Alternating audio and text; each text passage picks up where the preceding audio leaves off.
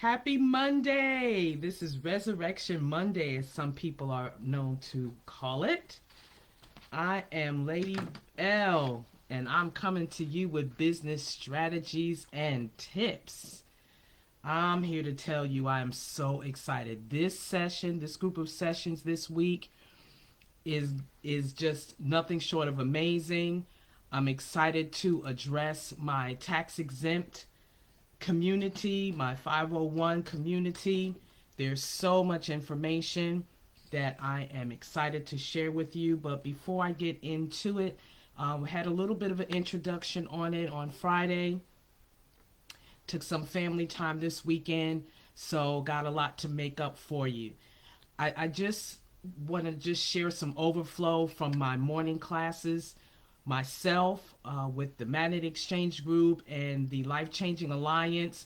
If you are not friends with them on Facebook and Instagram, please do that before this session or during this session or after this session is over. It is nothing short of amazing, all of the information and the feedback that we've been giving.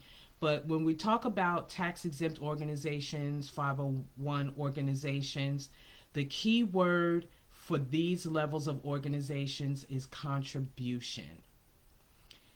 They're about making a contribution to your community, whether it's local, whether it's statewide, whether it's countywide, whether it's nationally, whether it's internationally. Being a tax exempt organization, being a 501 organization is about giving back. And the one thing I can say about my LCA and my Magnet Exchange Group and my Magnet Exchange University, we are a giving community. Oh my gosh.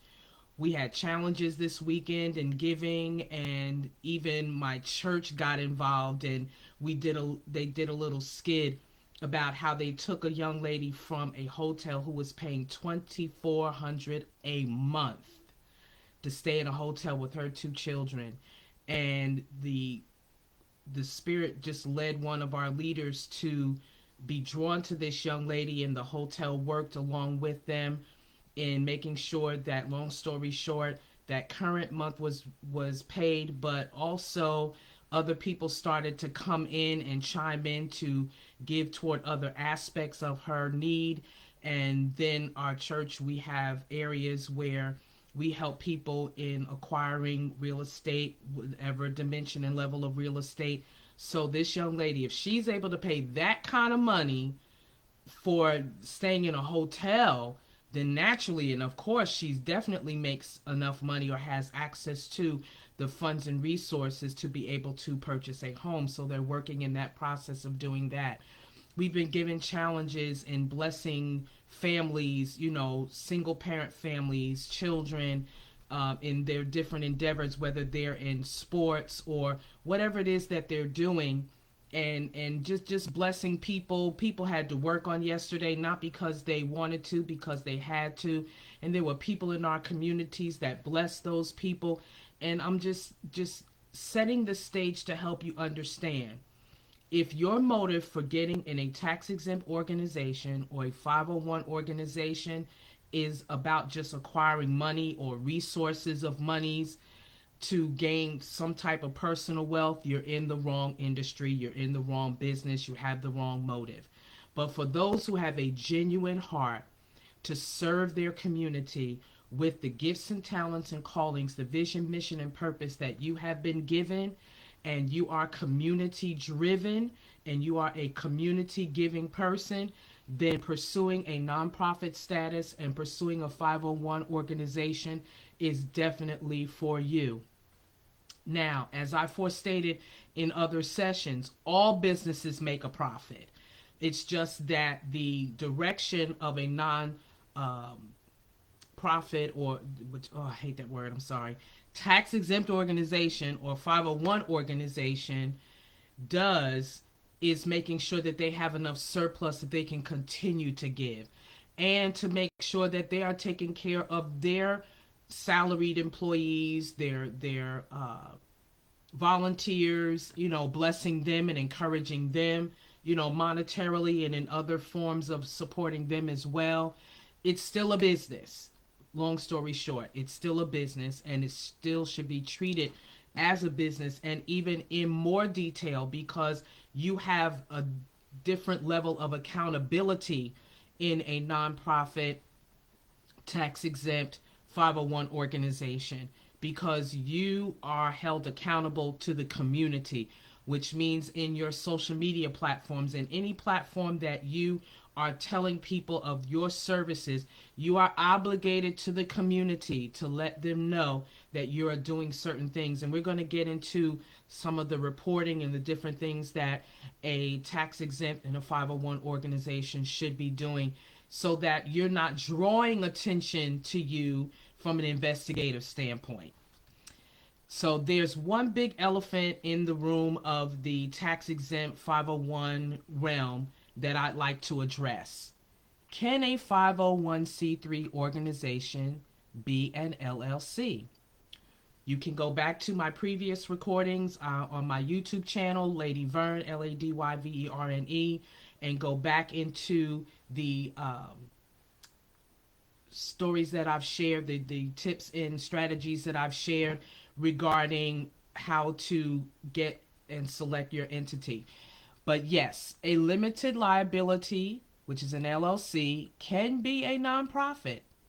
However, a nonprofit limited liability company, or LLC, can be a little complex, so few people choose this option because they don't want to do the work. They just want to see if they can get the profit side of the LLC, but they don't want to make sure that they're doing the contributing side of their tax exempt or 501 organization. When people refer to nonprofits, they often mean a nonprofit corporation, as I forestated. This is because many of the founders of nonprofits choose to incorporate. Due to the many requirements for forming a nonprofit limited liability company, it could be easier to organize your nonprofit as a corporation. Forming a nonprofit LLC is complicated for a few reasons. First, there could be laws in your individual state against forming a nonprofit LLC. You need to know that before you venture out into that arena. There are other alternatives, there are other resources to solidify and still be able to serve your community, but you do need to, again, refer back to some of my strategies and tips. And you can also email me at admin@successbeyondstrategies.com, and we can look at your individual situation to make sure that you are putting together your entities correctly. Some states have laws saying that an LLC must be formed for a business purpose. This type of rule could be a problem where a nonprofit organization was formed for a charitable purpose.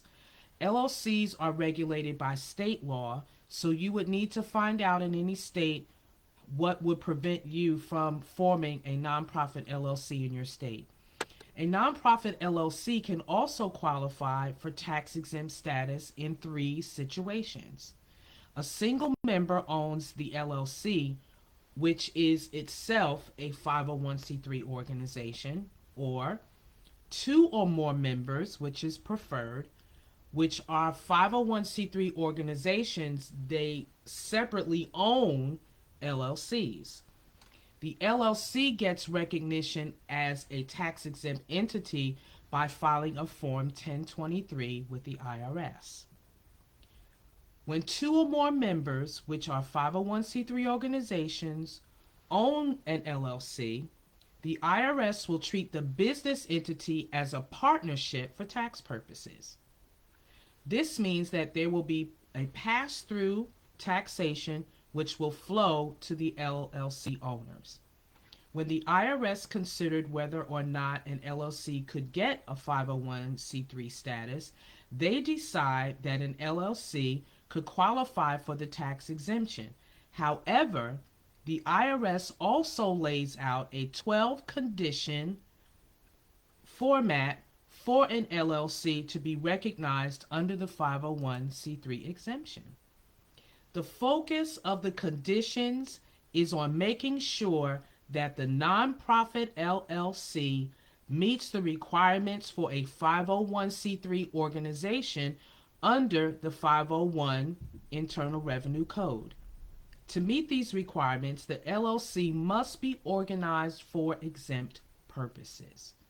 Also, the LLC can't carry on activities that are not permitted by a 501c3 organization. Many of the conditions have to do with the language in the organizational documents for the LLC. Typically, to form an LLC, you must have articles of organization, as well as the 501 have articles of incorporation.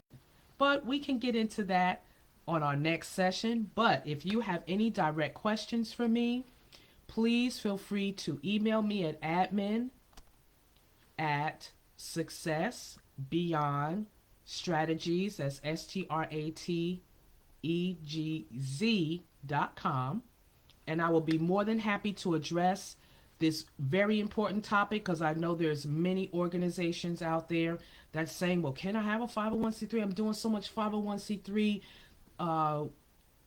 required activities, but yet I started out as an LLC. So how do we make these transitions? I will be more than honored to help you to make sure that you are structurally positioning yourself so that you can continue to be a blessing to your community as you are operating under an LLC umbrella. With that being said, thank you so much for joining me today on Business Strategies and Tips with Lady L.